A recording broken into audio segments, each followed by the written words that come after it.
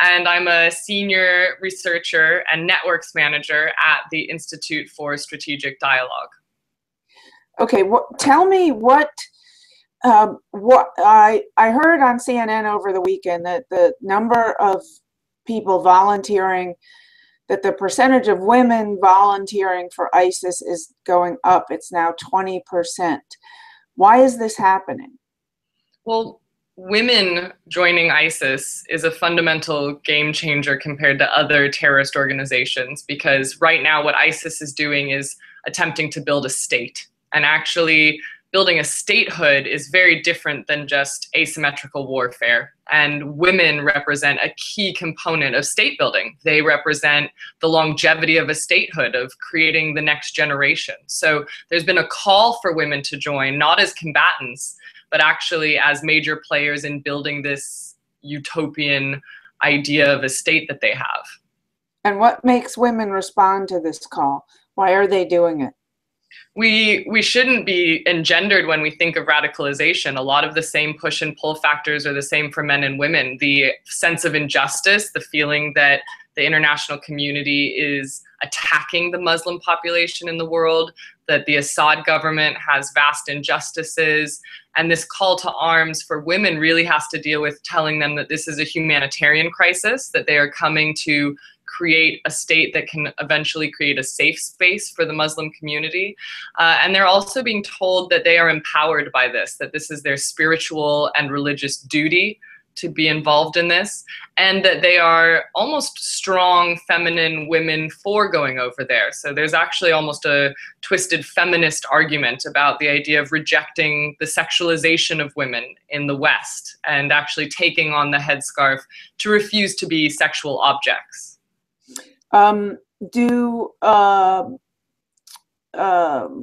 said don't engender signing up for a terrorist war on the West, but you did say that the women aren't fighting. As I understood it, some of them are, and if the fact that the men are fighting and the women aren't, doesn't that make for a gender differences in why people sign up? Yeah, so any extremist violent ideology is going to be laced with hypocrisies, whether that's far-right neo-fascism or Islamist extremism. So what is said on the tin is not necessarily what's inside. And so we definitely know that this is a highly chauvinist group where women have limited mobility. They're not being used as combatants in the Islamic State territory, but they are supporting the idea of women joining the efforts in whatever way possible. So when we look at the most recent attack where we had a female in a suicide vest, that would be her jihad. That would be allowed, because we've even seen in the Chechenian war, women weren't originally combatants, but they were allowed to take up arms when the male forces were depleted. So when desperate times came, women were allowed to take arms. And we've seen that in other Al-Qaeda affiliates. So at least with the men, what we've found just recently is that they're not, the narrative President Obama offered of low income, no job possibilities is really not accurate for a lot of the leaders of ISIS. A lot of them have advanced degrees, and Jihad Johnny, who was just executed a week or so ago, had a computer engineering degree from a British university. So is the same economic situation true for the women as it is for the male leaders of ISIS, meaning middle and upper middle class with access to education?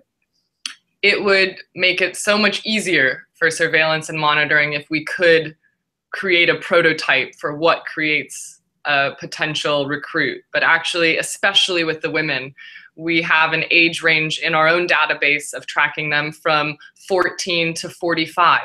Some of them have PhDs, which is hard for many to believe. Some of them are less educated and more socioeconomically disadvantaged, and others definitely were not. They came from very stable families, a lot of which the families were completely shocked at their daughters joining in the first place. So it would make it easier if we could create this stereotype. However, there's no linkage, even for the men, to economic inequality and a higher likelihood of joining these groups. The real thing is what is on offer. It's not about the grievance as much as what they are offering. And right now they're offering empowerment and righteousness en masse to their recruits.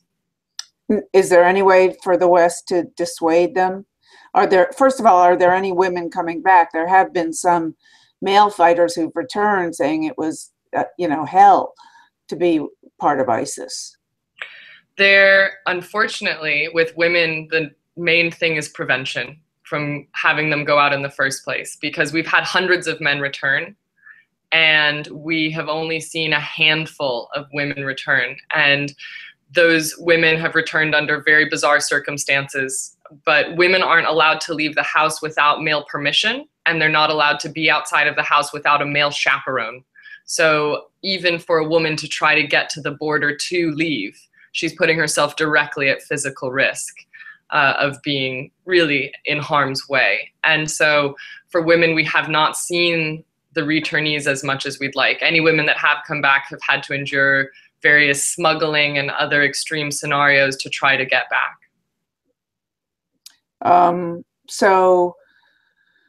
Let me think if there's anything else.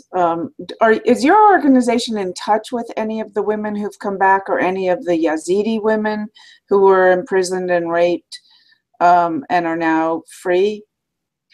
We have been in touch with organizations working with those women closely. So we've been in touch with mentors who do one-to-one PTSD and de-radicalization training with some of these women. And we've been in touch with some of the head Yazidi women organizations that are trying to facilitate the women from that cohort that leave.